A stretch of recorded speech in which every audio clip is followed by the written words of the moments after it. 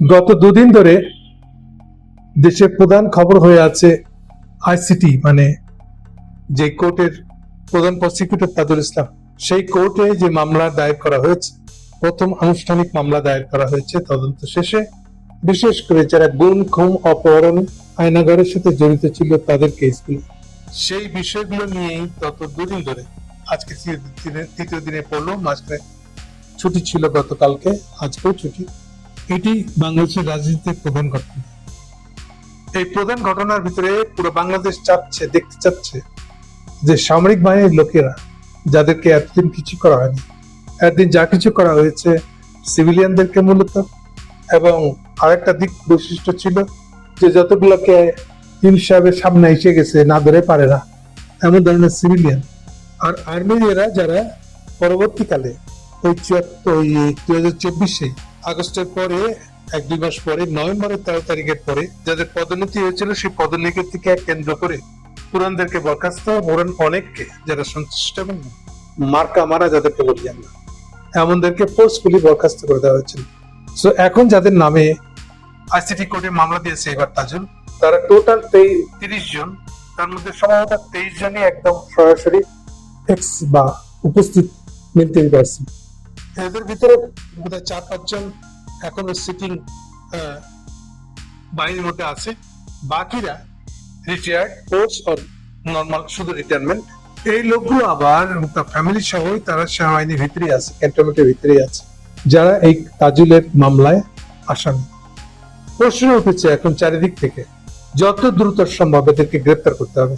একটা ডেট বোধহয় দিয়েছে, সেখানে 20 তারিখ এই মাসের মধ্যে তাদেরকে গ্রেপ্তার করতে হবে।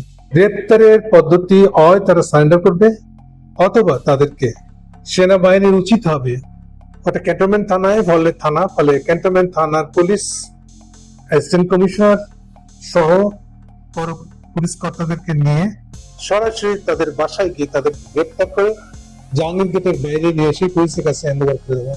এটা যত তাড়াতাড়ি হবে ততই দেশের জন্য ভালো হবে, এবং একটা অভিযুক্ত আসামি যার নামে ওয়ারেন্ট হয়ে আছে তাকে গ্রেপ্তার করাটা অবিলম্বে করে ফেলা দরকার। কিন্তু আমরা লক্ষ্য করছি যে এর ভিতরে সবার চেষ্টা করছে যে আচ্ছা ওটা আমার না, এটা আমার দায়িত্ব না।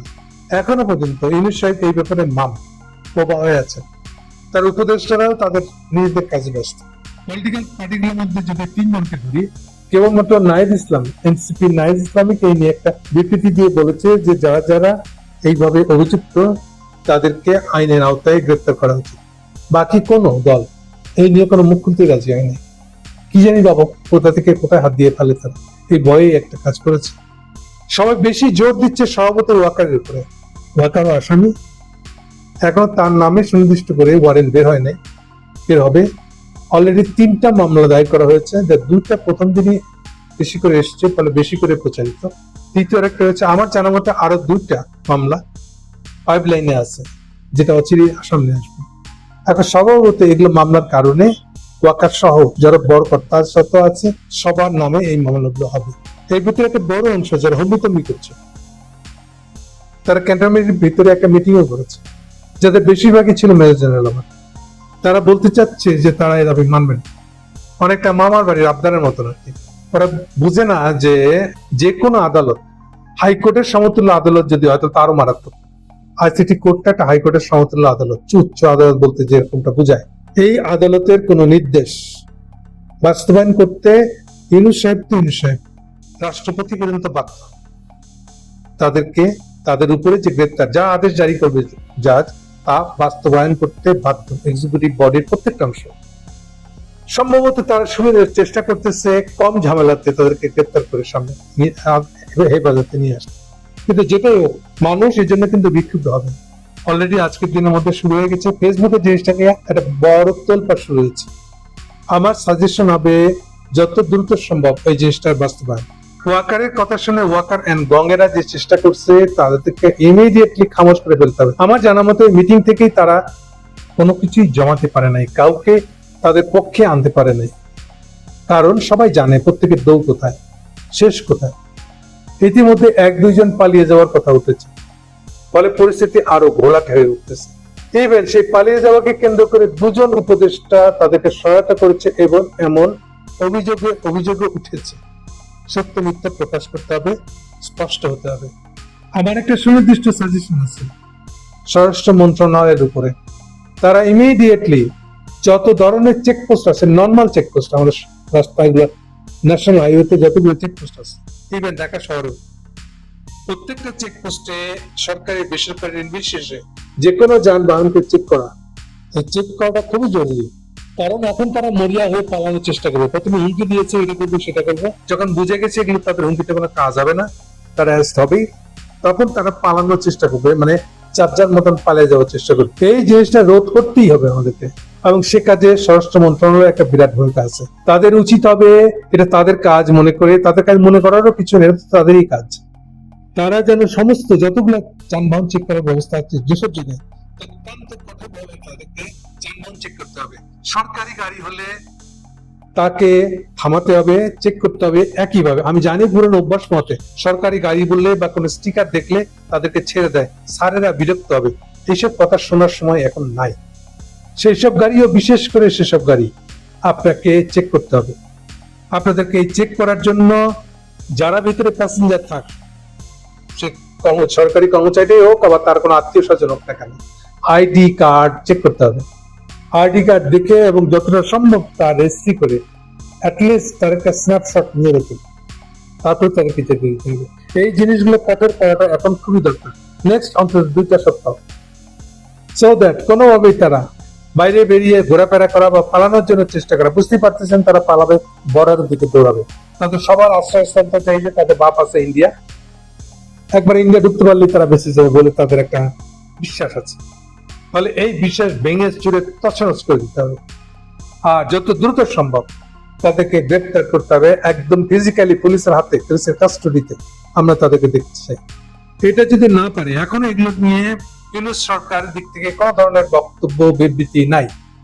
আমরা আশা করব এই ব্যাপারে তাদের কাজ, তাদের করণীয় যেটা আছে তা নিয়ে যে তারা খুবই সতর্কভাবে কাজ করতেছে, সক্রিয় তারা, এই বিষয়ে তাদের বক্তব্য আমরা দেখতে চাই। না হলে পাবলিকের ভিতরে অসন্তোষ উঠে তারা যদি একবার রাস্তায় বেরিয়ে পড়ে, এইটা কন্ট্রোলের ক্ষমতা ইউনূস সাহেবের থাকবে না, আগে বলে দিচ্ছি। এইটা বললে হবে না বিশৃঙ্খলা হয়েছে, মব হয়েছে, এগুলো কিচ্ছু বলে থামানো যাবে না।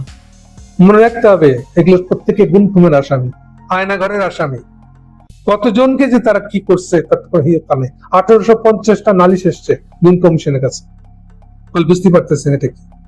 একদিকে এটা বিস্মিত হওয়ার কথা বললেন, পলিটিক্যাল পার্টিগুলো এরকম করেছে।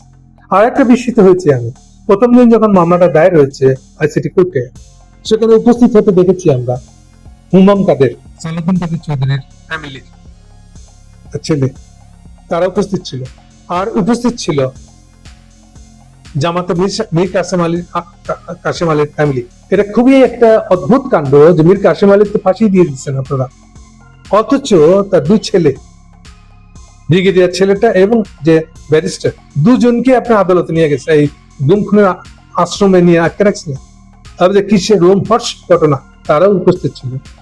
এই ধরনের কিছু ফ্যামিলি উপস্থিত ছিল, অবশ্য সাথে কিছু লোক উপস্থিত ছিল যারা কেউই গুম খুনের মামলার দায়ের করেন।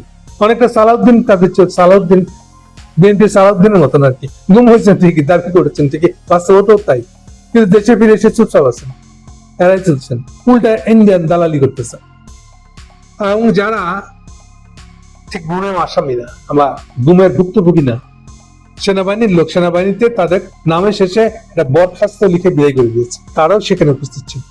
হোয়াট এভার কেসটা যাই হোক, তারা উপস্থিত ছিল, এটা একটা ইম্পর্টেন্ট সিগনিফিকেন্ট ঘটনা। কিন্তু যারা অন্য আর যারা সিভিলিয়ান পলিটিক্যাল পার্টি করতো, সেই জন্য তাদেরকে গুম করা, যাদেরকে আমরা প্রায় দেখি মানবাধিকার দিবসে বা গুম বিরোধী দিবসে, তারা কেউ কিন্তু এখন পর্যন্ত কোনো হাজিরা দেন নাই, কোনো স্টেটমেন্ট দেন নাই, কোনো সমাবেশ পাবলিক অ্যাপিয়ারেন্সে আসে নাই। এটা আমার কাছে একটা বিস্ময়কর ঘটনা। তারা কি পছন্দ করছেন না? I don't know. আমার এক্সপেকটেশন যে তারা এই ব্যাপারে হাজির থাকতেন, ভালো হতো জিনিসটা। কেন হয় নাই তারাই বলতে পারবে, আমরা ওয়েট করব, দেখব। তাদের কি কোনো উপদেষ্টাদের কেউ সহায়তা করতেছে যাতে না যায়? আমি জানি না, সবই আমার মাথায় প্রশ্ন এসেছে তাই বলি। মূল বিষয় হচ্ছে অবিলম্বে যে গ্রেপ্তার আদেশ বের হয়েছে, সেই আদেশ অনুযায়ী সরকার ইউনিট সরকারের সহায়তায় তাদেরকে গ্রেপ্তার করে হেফাজতে নিতে হবে ইমিডিয়েটলি।